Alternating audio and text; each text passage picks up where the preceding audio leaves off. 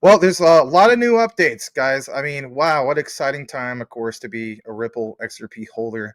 But it's getting into the weeds of why all this matters. So, for one, a lot of you guys saw the post from many people. Will was covering it last night. Donald Trump met with, for example, Brad Garlinghouse of Ripple. Also, Stewart Alderoty was there present, obviously from the legal side of things. And how cool, and we're going to get into that. But there's other things that were not mentioned as much compared to that. Chainlink and Ripple direct partnership. Yeah, we don't talk about Wow. Chainlink enough. I get that. But nonetheless, it is a win. A lot of you guys are into Chainlink and so on. One thing always stands out: King of Oracles. I know that Will's into Chainlink, so that's a win moving forward, whether you're fans of Chainlink or not. So we're gonna get into all this and why it matters. Smash that like if you haven't done so already. And before we get started, we're just gonna give you a quick little ad commercial in regards to the Decent wallet because it helps benefit us both. So it's not gonna That's be right. long. We're going to kick it right into there, and then we'll be right back. If managing your crypto feels like solving a puzzle, it's time to switch to Decent Wallet. So just a few taps, you can manage, track, and secure your crypto with unmatched ease. And here's the best part. Grab your Decent Wallet at a discounted price by using the referral link below. Don't miss out on making your crypto experience smoother and more secure. All right, welcome back. So with that said, let's jump into the big highlight of this Ripple XRP and Chainlink partnership. First thing we're going to do is bring this up on your screen and show you where we're going with this. Does it come from an influencer, content creator? No, it comes straight from Ripple. How cool is that? So as you can see right here, Ripple and Chainlink, RLUSD has adopted the Chainlink standard for verifiable data to fuel DeFi adoption with real-time secure pricing data. The future stablecoins is here, and you see it front row center, Ripple and Chainlink. And just to take you over to the official publication from Ripple, you see that Ripple adopts the Chainlink standard to further Ripple USD, RLUSD utility and access, of course, in DeFi. Again, this is a big deal because when we get further into it, we understand that Chainlink, of course, has its own standard. People have pointed out that they really stand out when it comes to being, quote unquote, the king of oracles. But for me, I like this. It's a win moving forward, any way you want to look at it. And just real briefly, before we kick it over to Will, it's like it says, stablecoin opportunity. As we know, they bring a significant opportunity to redefine the way businesses and consumers engage in all this. As we know, Ripple recently launched RLUSD, designed to maintain that value of 1 to the US dollar. But there's all different forms, everybody, of what is referred to as stable coins. I saw some of you guys in the comments recently stating that, hey, you fools, stable coins are only at a $1 ratio. That is not the case. That's why I put that in a highlight from the World Bank. Okay. There's different forms of stable coins, and they're not just pegged to a dollar ratio. So this is a big win moving forward. Yes, we're aware that Flare stands out in regards to oracles, but this whole notion, Will, that we can only go with one platform for oracles or interoperability or you name it, that's not the case. That's the beauty of having partnerships. It's using all sorts of different avenues at your disposal to get the job done, to say the least. So I think this is a big win moving forward. Your thoughts in regards to the recent developments in regards to Chainlink and Ripple? Yeah. So I'm thinking when Ripple makes a choice, the whole world's going to look because they're the third largest, and we all believe soon will be the largest, and they are the largest out of the United States. Now, the reason I think that's significant when they pick Chainlink, they are elevating Chainlink because of the elevation of RLUSD. And we'll share more probably about this in another video. But when you think about RLUSD, you're thinking about the ability to send a US dollar digitally anywhere that it needs to go. and not use the SWIFT system, because the SWIFT system is what's being used to send the dollar now. So you have a Ripple that's made RLUSD backed by US treasuries. It literally is a dollar. So it is backed by a dollar. So it's the same thing as a dollar. The significance that they're using Chainlink just elevates Chainlink, because the dollars, the currency that the world compares everything to, this is what our currency is worth. Yeah, well, how much is that in dollars? And the whole world does that. And Max, a lot of people don't know, if you've traveled abroad. Well, I lived in Germany for several years, and I was going to buy a VW Scirocco. Is when the Scirocco was super bad. This is in the 80s. And I was like, man, that car. So, I didn't have the headroom that I really needed, but I'm like, I'm going to get a Scirocco. So when I go to the finance department in Germany, in a German bank, they said, do you want to do that loan in US dollars, or at the time it was German marks? And I was like, well, what's the difference? And they said, well, the interest rates for the US dollar are much lower.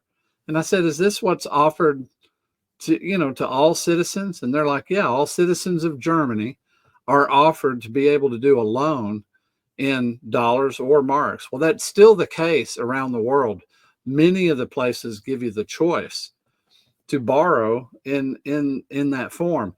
Now, the old system that was sending money back and forth is the SWIFT system that would send money. So how would they get US dollars? Well, through that many day process, through the Nostro Vostro accounts. Now this will be an instantaneous, think of just seconds, that Ripple will be able to supply any need, and it's actually treasury backed money. It's the same thing as a CBDC currency, just without the negative governmental control. So when they choose Chainlink to oversee this, do you see the implications all over the world? But, how did y'all handle that? And who's handling this? Who's making sure this thing's stable? What's running this? Oh, yeah, Chainlink. So you see how that elevates Chainlink way up, because the United States, we don't think about it as much, Max, because we just live here, right? We go to the bank, we only have dollars as a choice. But the dollar is respected. Now, I know the government has ruined it, right? So the government ruined it. The government started weaponizing the dollar. But a CBDC currency would be more of a weaponized dollar, but not RLUSD. The government's not involved. So it's a dollar without the dirty government trying to control or trying to withdraw or do a sanction. And so who's doing this mighty dollar? Chainlink and Ripple. This is huge, man. This is bigger. This is bigger than we can try to sit here and go, hey guys, do you see how big this is? How do you communicate that to, because it's hard to communicate that to Americans, because it's just our money. But the whole world respects the dollar. The whole world's like, man, that's the money. That stuff is powerful. If we can have the dollar, you got countries that, foreign countries that are having to put serious measures over the dollar because they don't like that the U.S.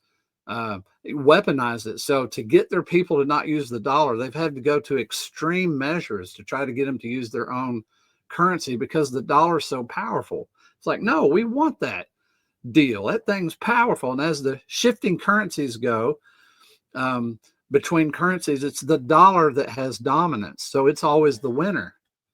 Right now, it's very strong. Anyway, so I'm just saying all of that to say that the significance of this news, that it's Chainlink, somebody had to win. Chainlink won this contract, so to speak. This is massive Chainlink news and RLUSD news, because Chainlink's no joke. But that's what I think, Max. Do you see it the same way? I do see it the same way. I think there's so many things that are on the near horizon for us that we just simply need to recognize. For one, just having dinner with Trump, that's big. We know that he finally, backed the whole thing of Bitcoin. So many people were asking, well, what about, Ripple XRP? During the campaign, there was a person that was, for Trump at a mega rally, and he asked Elon Musk, if what was Musk's stance on, do you know about XRP and so on? And you could totally tell that Elon Musk was biting his tongue, and he couldn't like completely elaborate. Well, think about this. Are we oblivious? What if it was us? Gensler is still in office, whether we like that or not. He's going to ride this thing out to January 20th. With that said, there would be implications to open your mouth about things before he's out, right? So, another thing that Will and I are definitely going to discuss is the whole thing of, this new nominee, if you will, Paul Atkins. That's in another video. But what I was going to point out for this one is the way I look at it is Trump sat down with, Stewart Alderoty, especially Brad Garlinghouse. He had to have heard about the use case of Ripple XRP, how on-demand liquidity, Mr. President, guess what? If we ever get to a second recession, or I shouldn't call it second recession, but another one coming up here soon, which could be a possibility, hopefully not. Hey, bro, hey, Mr. President, we got you. Oh, how you got me? On-demand liquidity. The government doesn't have to take on that debt no more. Trillions in debt. On-demand liquidity. We could tokenize that debt. How so? And they just explained how that all works. Okay, that's game changer. You think he's not going to listen to that? He's going to listen to that. He probably already did. Yeah. And the topic came up because Trump does not want a CBDC currency. He doesn't like the idea of governmental control that could happen later down the road. He's not always going to be in office. There could be, a bad party that get in there and then want to put the controls on a CBDC. Trump does not want that. Now they put in the MiCA rules that you got to have these U.S. Treasuries backed on these stable coins. Well, that amplifies the dollar. That helps the dollar. It doesn't hurt it. Well, the opposite would be true if you didn't have to back it with a treasury. You could actually start to have your own dollar. So this backs the U.S. This is the perfect solution for having a digital way of sending a dollar from one place to another digitally, which is bypassing the old systems that are in place now. So how do you send a dollar? You either use the old system or you have to do it digitally. So this is the perfect solution. It's not government controlled. Foreign countries can feel safer using RLUSD if they want to use a dollar. The idea of them using their own currencies, they want to transfer everything into their own currencies right now. So it's not going to hurt XRP because XRP is for the idea that they can get their currency just by the liquidity of XRP. And the liquidity of XRP for nations that are forbidden to use the dollar, there's more liquidity for XRP than the dollar because of the way the world situation is right now. So it's not going to hurt XRP in any way. It's only going to be for countries who actually want the dollar. And there's some countries that use the dollar that aren't the United States. Palau. You can get a dual citizenship in Palau. I believe they use the dollar. Some of our territories use the dollar. So those are cross-border payments. And so I see this as the perfect solution. And Trump sitting down with, come on, the head of Ripple, the largest, you don't think it came up? The RLUSD, you don't think the dollar came up? Man, they talked about it. They absolutely talked about it. You better believe it.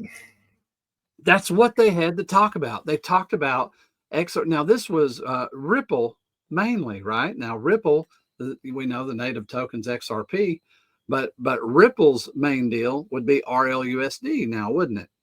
So that's going to be on the forefront because that's going to be the key ticket to a lot of XRP, since XRP pays for Ripple. If you're going to use RLUSD, it's going to charge you in XRP. So the two go together. But this meeting can't be overestimated about what happened. Direct contact with the president. And when President Trump, Max, says those three letters out loud, XRP, because he hasn't really talked much about XRP. He talked about Bitcoin, but now he's got XRP in his mind. And I saw a post released by, was it his son or his son-in-law, about, hey, we're still on board with no taxes on XRP. You're no capital gains, no income tax. Now think of that, guys. You have a ton of XRP, and it's what, 400 or 500% up, depending on where you bought it from. And Trump's going to remove income tax and capital gains tax from that. You'll get all of it. Here's what Will's talking about right here, just in case you guys are wondering what he's referencing. And again, a lot of people share this back in December, but a lot of us were new to this. So crypto tax breaks, Eric Trump confirms XRP, ADA, Algo, HBAR will be exempt. I mean, all right. What about other ones coming up on the near horizon? So this is a huge, massive win. I remember, having to pay capital gains tax last cycle. Hated that. As far as I'm concerned, this is kind of like winning the lottery, if you will, because this is more of our money that we get to keep, period. Yep. And the way I look at it also is the significance of it all. Just to jump back for a moment, I want to take you guys back to this because we were talking about Chainlink. So real quick, from the publication from Ripple, Chainlink price feeds source data from numerous premium data aggregators. Chainlink's data aggregation model generates more precise global market prices that are inherently resistant to inaccuracies or manipulation of any single or small set of exchanges. So if you think about it, if you're going to have that conversation with Trump, which they did, well, if he heard about the whole Chainlink thing, this in itself is a major win because we don't want to see any episode of your manipulation or your Terra Lunas or any of that. They've done all these tests with these pilots through things like the RSN and so on. And at the end of the day, this is going to be very beneficial. I want to talk just a brief moment about this in some of our notes. So Will elaborated about the significance of Ripple. All right. So some key things to elaborate a little bit more about what he mentioned. You also have to keep in mind that there's a sense of lending and borrowing that's part of the mix. What do we mean in that regard? Well, what we're talking about here basically is understanding that there is lending and borrowing platforms, but we need reliable price data. Chainlink comes into that mix.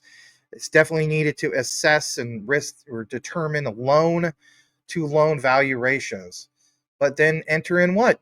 The derivatives market. And for me personally, it's the derivatives market and also the tokenization of debt that will really allow Ripple XRP to shine here, especially when it comes to ODL, on-demand liquidity. That was the main reason why I got into Ripple XRP. I saw how significant that could be.